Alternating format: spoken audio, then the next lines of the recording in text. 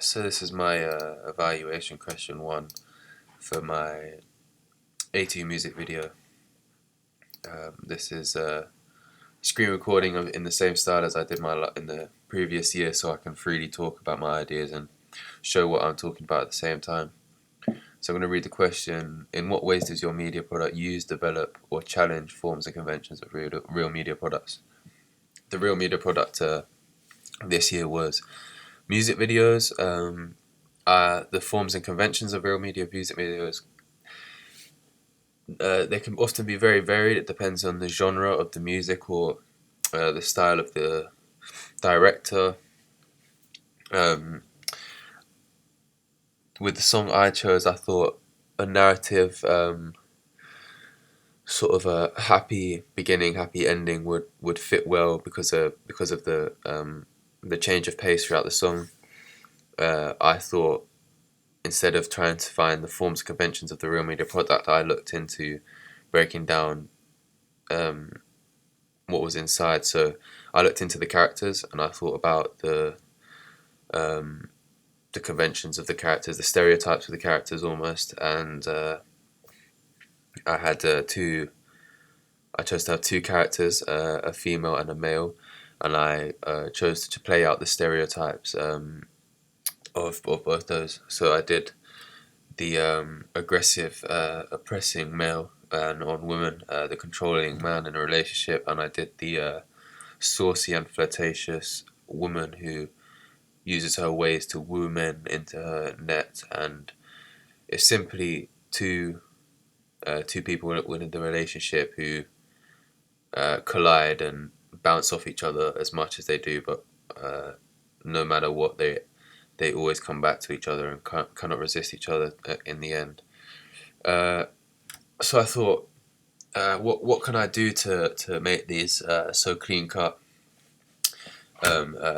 stereotypes of both these people? I thought, look into the color. I thought red would be a very easy and distinctive color to use to describe the love, the sauciness, the danger almost of the woman and her flirtatious ways. And I used the white male, relaxed with an open shirt, comfortable with a bit of a messy tucked in shirt, kind of a bit laid back and sure of himself almost. And to show the controlling, oppressive man, he tries to kiss her or whatever, she doesn't want to. He obviously gets very angry. He's controlling, he's telling her off almost. And I thought within the first 40-45 seconds I'd be able to paint the picture of what these two people are like, just from simple stereotypes and how people would perceive them to be. It plays out a bit more throughout the music video. They are in a relationship, if it's not made clear, and they get in an argument and end up fighting where a glass gets smashed. Just this kind of just a representation of the distress and the anger caused just by a minute little disruption, like a little argument that they have. And it literally just painted the stereotypes here, just where I've stopped. You've got the aggressive man who's showing his power and authority. He's taking hits from the angry girl, who's frustrated with his ways, or just as frustrated as him almost. And we see it play out. She leaves, she gets the better of him, and I do the link between the lyrics and the characters, the lyrics and the image throughout, just painting the stereotype. So you've got me singing Georgia. As Georgia leaves the house, we see who Georgia is. We now know what she's doing. And also another thing I did was to show the aggression between both of these two. I did some fades into the back to show both what they're thinking about. They both just had an argument, and they're split from one another, but they know they're going to see each other soon, and the arguments just happen, so it's still dwelling in their minds. So I thought I'd use some fades to show the oppression of the man and, you know, the saucy trap of the woman that he cannot resist. Just to show it's on both their minds as he's running up the hill frantically towards her, and she's in the car she's in a taxi going up to the top of the hill. And yeah, I thought to paint the stereotypes of men and women in society, I thought I'd very quickly just do the basic, typical connotations of both those two people, and I think I did that well, quickly and efficiently. And another way I used like the forms and conventions of the music videos is that I constantly linked images to lyrics. So throughout, there are images to lyrics. So we hear Georgia at the start, and we see Georgia, and this literally helps to like fit the music video to the lyrics. Everything goes well. And we hear it again when hide and see your face. As of that, we see the male Barney shouting in her face. She's like, when I wake up and I see your face, and she's seeing his face now, and it's almost like a reoccurring pattern that we keep seeing and she can't get out of. And then we have the smashing of the glass. We hear the glass smashing the song, and just to link the music video and fit it perfectly, almost as if the song has been made for this scene as such, rather than the other way around. That almost marks where everything has now gone topsy-turvy and the disruption has kicked in. And yeah, so carry on. 1, 2, 3, oh. You got me singing Georgia. I'll do anything for you. I know I lost the fortune. You could even take your own meaning for it. So you could say, I know I've lost a fortune. You could say he's drinking his sorrows away. If you listen to the lyrics, it almost plays back on either. So it talks about, I know I lost a fortune. So it could be maybe he had a gambling problem, or maybe he had lost a job, or spent some money that he shouldn't have. And then if you listen again at other points, it's like, I hope it ain't about the money, the money, the money. It could almost also play the fact that maybe it isn't a relationship. Maybe she's somewhat of a service, and he hopes it's more. But maybe it's just about the money, money, money.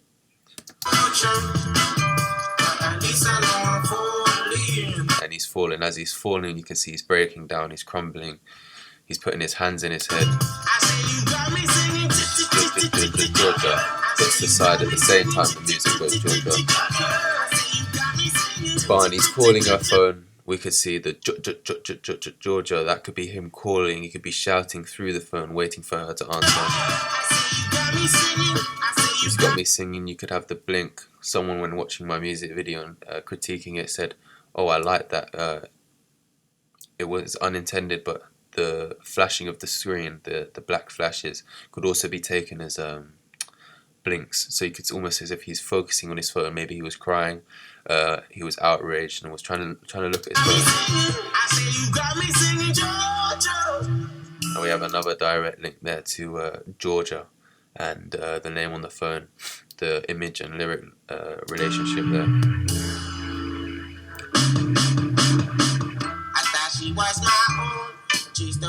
So she was my own. She's now in a car, in a Uber with another man. She could be going somewhere else. She could be free now. I hope you were my own. You have Barney running, going crazy. I lose my balance.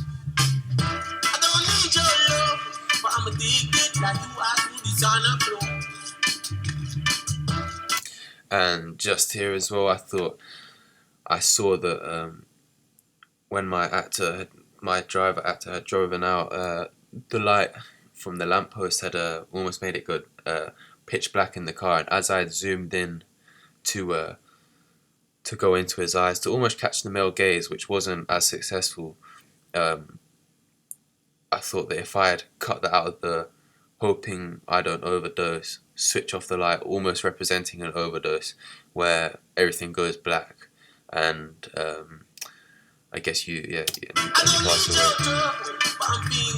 hoping I don't overdose. You got me singing Georgia. So you got Georgia, he's shouting Georgia, he's running towards her frantically. I know I lost the fortune, but at least I know I'm falling. I say you got me singing I say you got me singing Here in the back, I did the representations of what they're both thinking about at the same time. You have the man pressing up against the girl.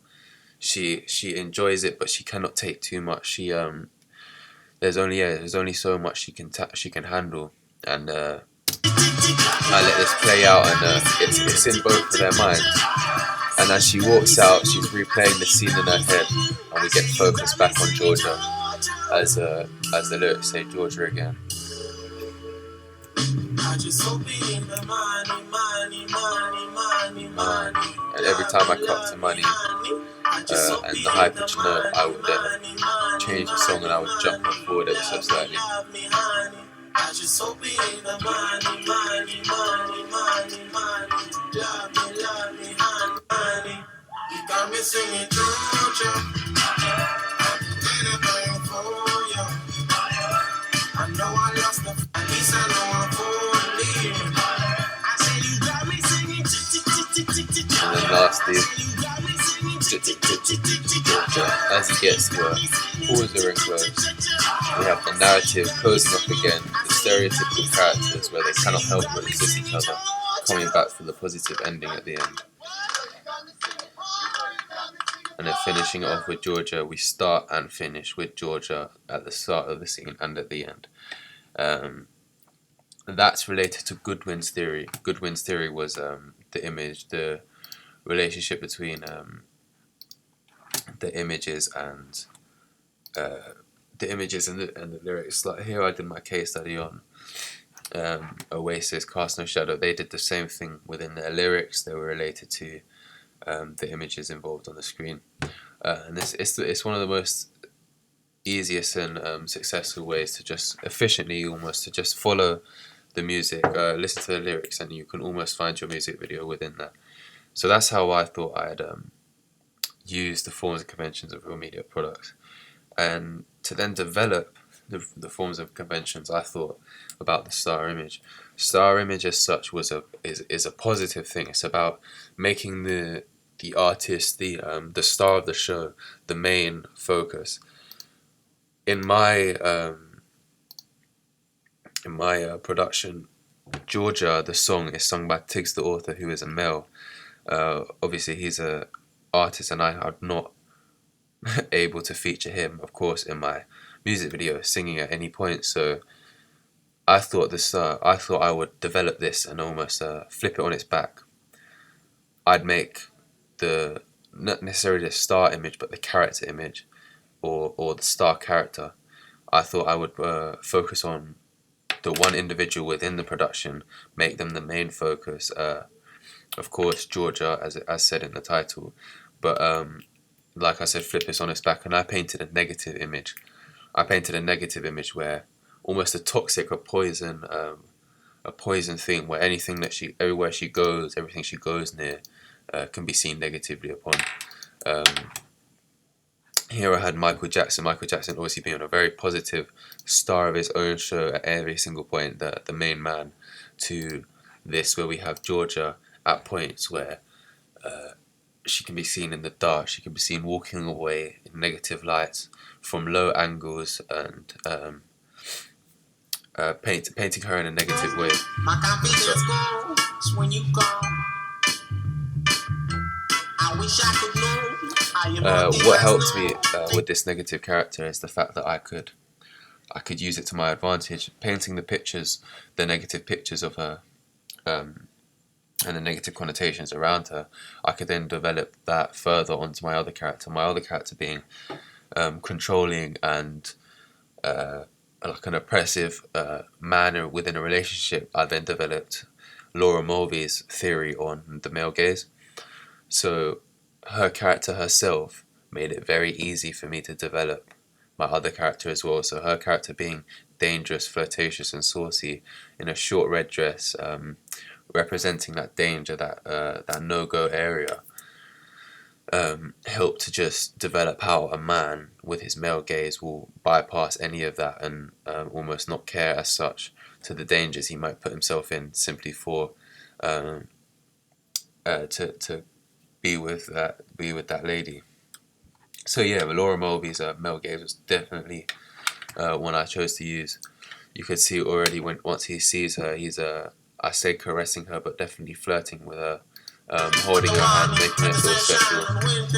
This is his girlfriend, so he obviously kisses. They are very flirtatious with each other, and you can just see that all he wants is to hold on to her, just to hug her, to want her to calm down. But she gets very distressed and angry that he's doing so, which plays on her dangerous front, the attraction, but also why he shouldn't go there, and then him being not able to resist her clutch as such. And yeah, I think I used a fair few shots to do this. You can see just here when they're arguing, he's holding, he's grabbing her, he's being very controlling, and he wants her to calm down, but she's not doing that. And his male gaze, he's thinking, you're here in front of me, like why can't I have you almost? And again, developing both what her character and his, they're both very flirtatious and towards each other. So she can have her who's very much like how would I say, her who's very much attracting him in, and he's obviously following, but it's rejecting and backfiring massively. But they cannot resist each other.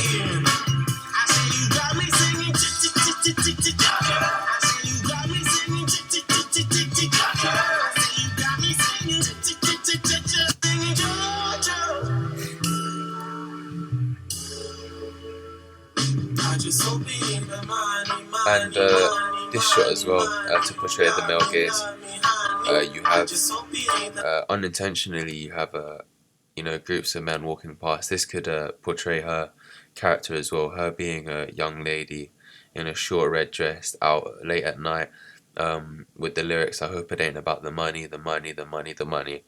This could be seen as almost like a high road, or a place where women would be picked up by men, and obviously of a group of men here obviously taking interest in the young lady. You see men whip their heads at some points, and it almost just it helps literally to build the characters and develop their characters within the music videos, and give them a wide, versatile like character that could develop to all the lyrics within the song. And again, singing Georgia, him chasing after as we see her walk away again, once again, with a short red dress on. You got me singing Georgia. I know I lost the fortune, but at least I know I'm fully. So if we can imagine, the male gaze is this shot. It's him running in as fast as he can, and he's still not going. He's still not running in as fast as he can, and because that's the slow-mo representation. And finally gets what he wants. She, being the saucy, flirtatious young lady that she is, cannot resist, and therefore together again finishing the narrative, and we'll come to the end of the music video. So yeah, that was how I thought I had used and developed the forms and conventions of real media products within my music video. In terms of challenging the forms and conventions of real media products, I don't believe I challenged them very well. I think I stuck to the simplistic, like, stereotypes, the typical clean-cut stereotypes that you can easily create the representations for and link towards the lyrics, to make it easier for myself to mean that I can do it I can do it efficiently and I can do it well. I think I've done that, and I hope I've done that, and I haven't tried to confuse the audience. I have tried to make sure that the characters and the types of people they are very obvious, and not and there's no hidden subliminals or messages at all. So yeah, that is my evaluation for my question one, and I may add a little more if I decide, but great.